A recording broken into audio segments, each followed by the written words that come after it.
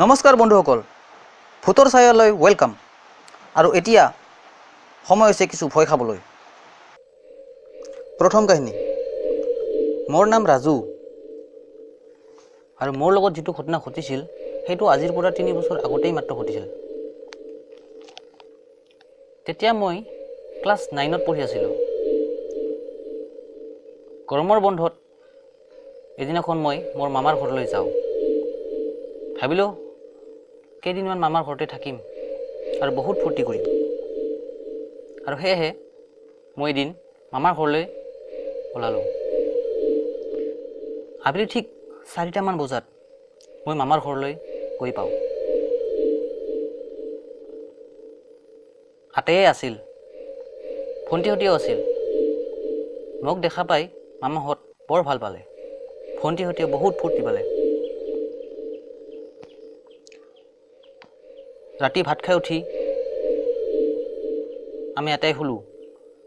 মামা মামীহঁত আৰু ভণ্টিহঁত বেলেগ এটা ৰুমত আছিল আৰু মোক আন এটা ৰুমত শুবলৈ দিলে। মামাহঁতৰ ঘৰখন বৰ পুৰণি আছিল, আছাম টাইপৰ আৰু বহুত ডাঙৰ। কিবা ভয় ভয় যেন অনুভৱ হৈ থাকে। ঠিক ৰাতি 12:30মান বজাত মোৰ বৰ জোৰেৰে টয়লেট লাগে। সেয়ে মই উঠি যাওঁ। দৰজাখন খুলিয়েই যাব বিচাৰিলোঁ, কিন্তু হঠাৎ মোৰ কিবা এটা ভয় লাগি উঠিল। কিন্তু মামাহঁতক মাতিবলৈও যেন মোৰ কিবা এটা লাজ লাগি আছিল। এনেকৈ মাতিলে মোক কি বা ভাবে, ভয়টোৰ বুলিয়ে ক'বচোন। নাই বাদ দে, কিনো হ'ব, যাওঁ অকলে। উফ আয়া। মই কিবাকে পানী লৈ টয়লেটত সোমাওঁ। কিন্তু যেতিয়া মই টয়লেট কৰি আছিলোঁ, মই পিছফালে কিবা কান্দি থকা যেন শুনিলোঁ। কিবা মেকুৰীৰ মাতত কিবা কান্দি আছিল। যেন 2-3টামান মেকুৰী কাজিয়া লাগি আছিল।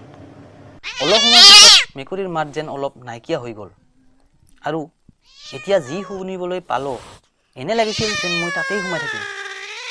মই শুনিলোঁ যে পিছফালে বাঁহৰ থোপত যেন কোনোবাই বহুত জোৰেৰে কোবাই আছে, বহুত জোৰে জোৰে কোবাই আছে। বাঁহ গছবোৰ বহুত জোৰে জোৰে জোকাৰি আছে।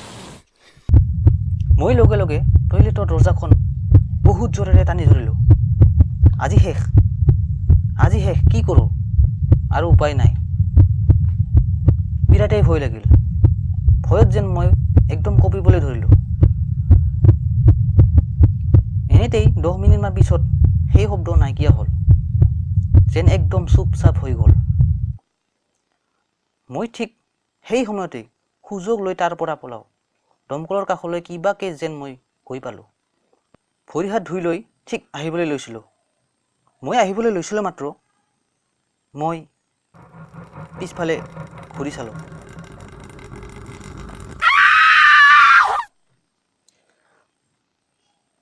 দৌৰি গৈ মই কিবাকে দৰজাখন বন্ধ কৰি লওঁ।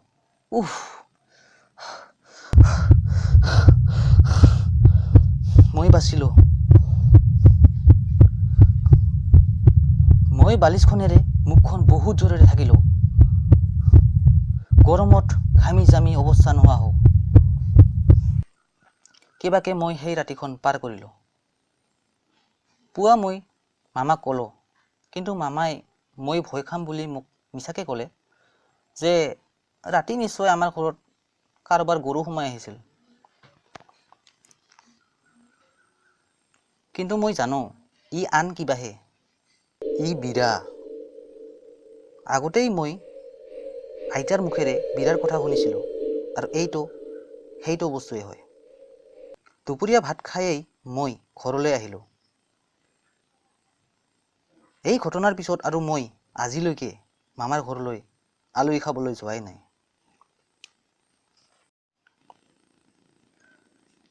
দ্বিতীয় কাহিনী। আমাৰ ঘৰত এজন হালোৱা আছিল। আমি খুৰা বুলিয়ে মাতিছিলোঁ। এদিনাখনৰ ৰাতিৰ কথা। খুৰাই ভাত খাই অলপ সময় বাগৰিছিলহে মাত্ৰ যে খুৰাৰ অলপ টয়লেট অনুভৱ হ'ল। গাঁৱৰ পৰিৱেশ আৰু ওপৰত পূৰ্ণিমাৰ জন, চাৰিওফালে ফটফটীয়া পোহৰ। খুৰাই গৰু চৰা লাঠিডাল লৈ বাহিৰৰ ফালে ওলাই গ'ল টয়লেট কৰিবলৈ। অলপ সময় হৈছিলহে মাত্ৰ খুৰাই কিবা শব্দ শুনিলে, এটা ছাগলীৰ মাত।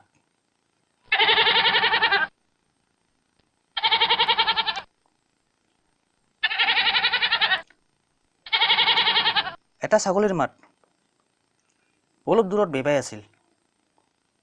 খুৰাই দেখি আছিল যে ছাগলীটো খুৰাৰ চাৰিওফালে ঘূৰিবলৈ ধৰিছে। খুৰাই লাঠিডালেৰে ছাগলীটোক খেদিবলৈ ল'লে। যা যা। খুৰাই দেখা পাই আছিল যে ছাগলীটোৰ মূৰটো বহুত ডাঙৰ, যেন সেইটো ছাগলীৰ মূৰ নহয়, কিন্তু তাৰ গাটো ছাগলীৰ দৰে।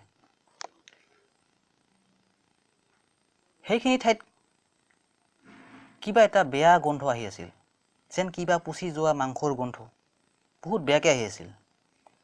ছাগলীটো বাৰে বাৰে ঘূৰি থকা দেখি খুৰাই দূৰৰ ফালে খেদি যাবলৈ ধৰিলে। ছাগলীটো দৌৰি দৌৰি পলাই আছিল।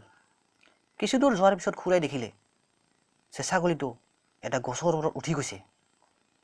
যেন কিবা ছাগলী নহয়, যেন কিবা এটা বাঘহে।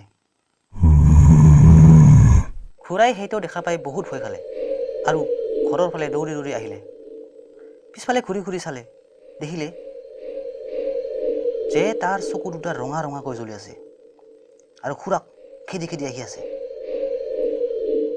কিন্তু খুৰা সহজে ভয় খোৱা মানুহ নাছিল আৰু জানিছিল যে মোৰ কাষত আহিব নোৱাৰে, কিয়নো হাতত গৰু চৰা লাঠিডাল আছিল। খুৰা অলপ ৰৈ দিলে আৰু লাঠিডাল জোকাৰি জোকাৰি ক'লে, আহ আহ, তোক চাই ল'ম আহ। আৰু কিছু সময় পিছত ছাগলীটো তাৰ পৰা হঠাৎ ক'ৰবাত লুকাই যায়।